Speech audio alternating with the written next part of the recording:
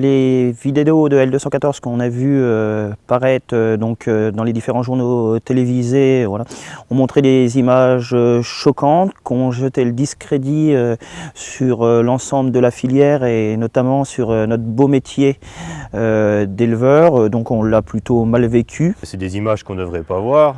C'est ce qui se passe dans les abattoirs et pas forcément tout le temps réjouissant, c'est pas un lieu de fête, on le sait.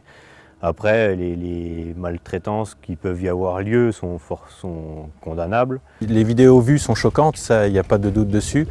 Ça ne devrait pas se passer, ce qu'on voit sur les vidéos. Après, on a toujours peur qu'il s'agisse de montage, de choses qui ne se passent pas au quotidien et vraiment d'actes isolés. On stigmatise une profession. Et je trouve ça plutôt navrant parce que je pense que dans l'ensemble, les gens qui travaillent dans les abattoirs ont plutôt du mérite et travaillent dans des conditions qui sont pas forcément bonnes, enfin dans des conditions dures. Les personnes qui y travaillent ont le mérite de le faire et font très bien leur travail dans 99,9% des cas.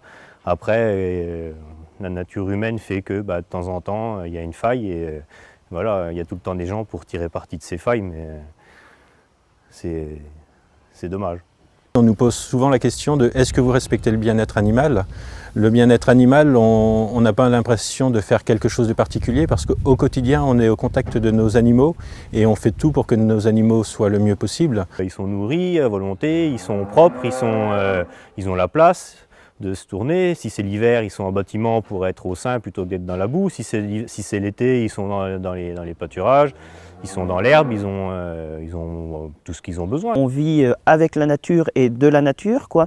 Et donc, toutes ces bêtes qui vivent souvent 10 ans, à qui on fait faire des veaux, c'est des bêtes auxquelles voilà, on prête beaucoup d'attention, quoi. On n'a aucun intérêt à faire en sorte que nos animaux soient pas bien. Il y a forcément un manque à gagner qui en découle, il y a forcément des complications sur le travail, il y a forcément tout un tas de choses négatives qui en découlent. La question est légitime de se poser la question du bien-être animal. C'est juste que je pense que les gens se sont éloignés des fermes, ne viennent plus voir ce qu'on fait au sein de nos fermes et voient le mal, enfin on ne va pas dire le mal partout, mais ne connaissent plus notre métier et c'est là le drame. La mouvance végane a tendance à faire du tort, les gens écoutent, c'est beaucoup relayé dans les médias aujourd'hui, quoi qu'on en dise, donc les personnes écoutent. Il y a très peu de contradicteurs. À partir du moment qu'on sème le discrédit sur une profession, il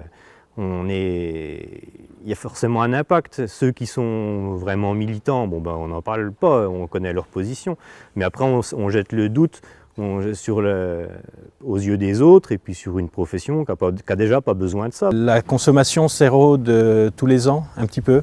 Alors, est-ce que c'est le mouvement végan? Est-ce que c'est le pouvoir d'achat? Est-ce que c'est d'autres phénomènes, les scandales sanitaires dont on entend parler régulièrement, qui pareil sont éloignés de nos élevages, se retrouvent à la marge chez certains industriels? Donc lequel de ces points-là érode le plus la consommation? Une chose est sûre, c'est qu'elle baisse et que le mouvement végan n'y est pas pour rien. La baisse de consommation de viande n'est pas forcément due au fait du véganisme, voilà. Mais d'un point de vue moral, effectivement, quand vous vous levez tous les matins très tôt pour faire votre métier et qu'on vous rabat matin, midi et soir, justement, voilà, des propos qui sont limite tolérables, de façon sociétale, c'est pas toujours facile à vivre, quoi. Les critiques qu'on entend nous font de la peine, nous mettent en colère parce que pour nous elles ne sont pas justifiées. Une fois de plus, les gens ne viennent pas voir ce qu'on fait chez nous. On critique depuis très loin, depuis les villes, bien souvent. Si des personnes ont envie de ne pas manger de viande, je les respecte totalement. Ils n'ont pas à aller attaquer des boucheries ou des gens qui font leur travail et qui travaillent très bien et qui ne demandent rien à personne. On n'a pas besoin, ils ont le droit d'avoir des convictions et on est dans un pays où tout le monde a ses propres droits et on n'a que les obligations de respecter les droits des autres. L'éleveur a un impact sur l'environnement, quoi. On ne peut pas exploiter la nature et dire qu'on n'a pas d'impact. Mais j'aimerais rappeler que la vérité de l'élevage bovin en France, c'est un impact positif. L'élevage français qui plus est de viande rouge, de vache allaitante, est bon pour la planète. Aujourd'hui, on est des stockeurs de carbone. Quand on parle de bilan carbone tous les jours, le bilan carbone de l'élevage français est positif. Et on voudrait nous faire croire le contraire, et on prend en référence des élevages lointains d'Amérique du Sud. On va amener des images de ce qui se fait de mal dans d'autres pays, que ce soit de l'élevage ultra-intensif en Argentine, que ce soit des poulaillers ultra-intensifs en, je sais pas, dans n'importe quel pays. On va comparer ça là, à ce qui se fait en France, alors que ça n'a rien à voir. En France, on a une des agricultures les plus protectionnistes et les plus respectueuses de l'environnement qu'il peut y avoir de par le monde. Et puis, je pense qu'aujourd'hui, c'est ça qu'il faut voir. L'impact carbone de la viande, il peut être négatif que lorsqu'il est très impacté par les transports.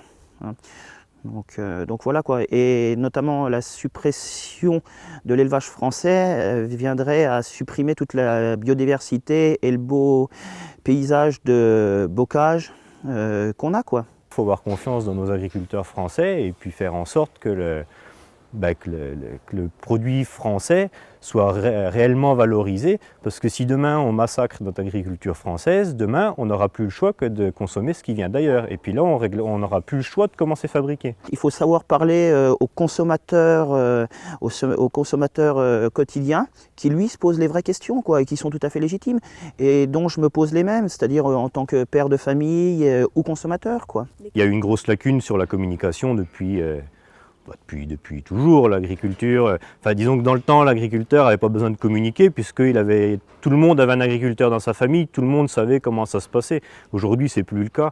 Et puis, la population des villes s'est de plus en plus éloignée de la population des campagnes. Et il y a un gros fossé qui s'est creusé. La meilleure des publicités qu'on peut se faire, c'est justement de juste montrer notre métier, quoi. Ça suffirait honnêtement à clarifier les choses. Il faut savoir faire le tri dans la masse d'informations qui peut être publiée n'importe où, prendre le temps de décortiquer.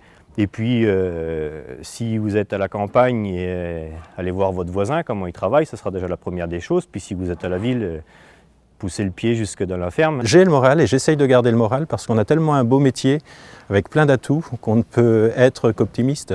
Et la nourriture, ça ne paraît pas être un sujet important pour bien des gens, mais malgré tout c'est la base de la vie, donc je pense qu'on reviendra rapidement aux fondamentaux.